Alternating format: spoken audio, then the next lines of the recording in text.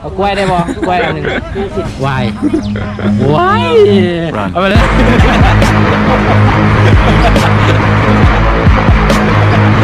ในวังเวียงนะครับผมนี่เป็นหนทางที่เองทางเดโบมันคือว่าทรหดลำบากยากเข็นใช่ปะเดิม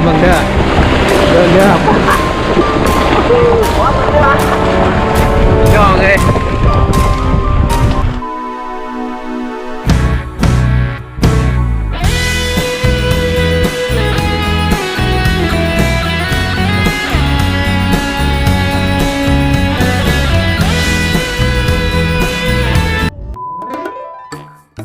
อันนี้เขามาเห็นภารกิจอย่างวะตามหาที่พักนี่การตามหาห้องพักเห็นรถในวังเวียงนะครับผมมันคือว่าทรหดลำบากยากเข็นใช่ปะเหมือนเราแอบลี้ตำรวจที่จะมาแอบเล่นดนตรีเป็นบ้านคนเลยว่ะบ้านเลยเป็นบ้านเลยเนี่ยมึงนะตายฮะตอนนี้เขาที่พักกันละเป็นที่พักที่อยู่ในซอกเนี่ยลืบถือว่าเลือกเติบทีมงานเอาว่าหนทางสุดโหดเลยเมื่อกี้นี่โหดวะเนี่ยนี่เล็งฮอตร้อยวะบ่ได้น้องมันพ่วงหลายนี่มึงเอาขี้เหงื่อมาทีมพอดพี่น่ะเห็ดร้อยสาวลุงเอาขี้เหงื่อมาทีมอย่างพี่ยุบเงินมันหก What the fuck เบื้องหน้าทางหน้าเขาได้ยินข่าวว่าอยู่นี่มันมีสิ่งลี้ลับ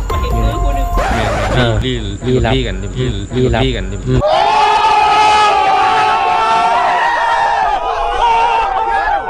ที่เข้ามานี่เป็นทั้งหลังเลยทั้งหน้ามันมาทางไหนแม่นว่ะอะไรทำมาอย่างทางนี้อันรถใหญ่เข้ารถใหญ่เข้าว้าเข้ามาเมื่อกี้นี่สุดยอดเลยห้องมืออะไรห้องมึงชั้นลุ่มอ่ะกระดีด้วยบริญญาณขึ้นวิลลี่ขึ้น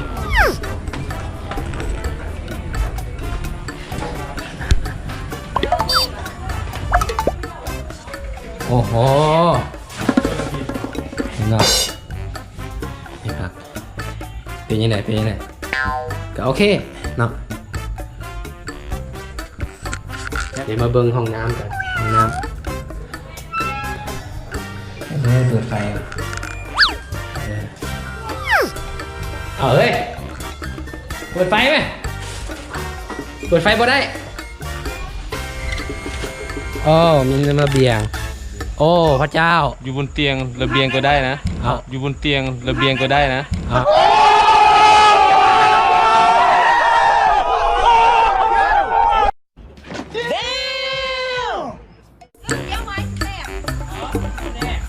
อันนี้เป็นพวกกันอันนี้เป็นพวกทรงยาให้กันเนาะ วันนี้ก็เป็นมือแรกเนาะไอ้น้ำศิลปินบูเซล่าเฮาซิลินดนตรีมืออื่นเนาะซึ่งเป็นมหากรรมดนตรีครั้งใหญ่ๆที่สุดในประเทศลาวเนาะคือว่างเวียงมิวสิกเฟสเนาะรู้สึกไงรู้สึกว่า Day 3 Day 4 A few moments later รู้สึกว่าคิดว่ามันสิหนาวก็หนาวเลยเบิ่งจากสภาพเบิ่งบอสตอนเช้าอาจจะหนาวอยู่แต่ว่าเดี๋ยวแรงๆก็จะหนาวนี่หนาวแล้วแหละเพราะว่าคอนเสิร์ตมื้ออื่นนี้สิได้ใส่เสื้อฮาวายลิน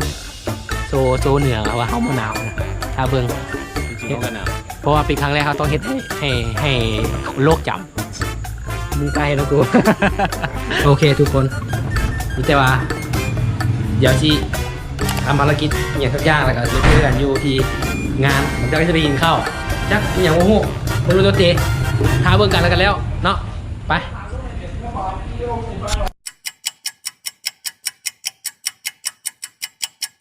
พี่เข้ามาตำรวจยังไม่ได้ถาม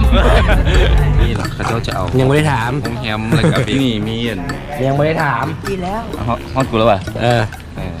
ยังไม่ได้ถามบอลลินวันนี้เสียบอกเสียบอกเสียไว้มา